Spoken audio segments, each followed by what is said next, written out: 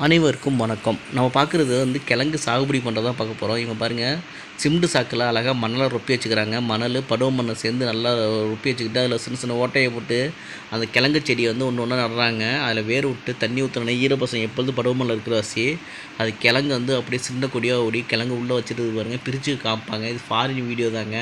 நம்ம வயல் பகுதியில் கிழங்கு விவசாயம் பண்ணோம் சொல்லிவிட்டு நான் கொடியை ஊனி வைப்போம். அது கொடி கண்டப்பான்னு ஓடி எந்ததில் காய் இருக்குதுன்னு தெரியாமல் நம்ம ஒரு டிராக்டர்லாம் விட்டு உழுது அந்த கிழங்கை சேதப்படுத்தி இது பண்ணி பிடுங்குவோம். ஆனால் அவங்க பாருங்கள், கச்சிதமாக அந்த சாக்குக்குள்ளேயே அந்த காயை பெருக்க வச்சு அதை அறுவடையும் பண்ணி காமிக்கிறாங்க. பாருங்கள், இவங்க செயல்கள் எல்லாமே வெளிநாட்டில் உள்ளவங்க எல்லாமே விசித்திரமாக பண்ணுறாங்க.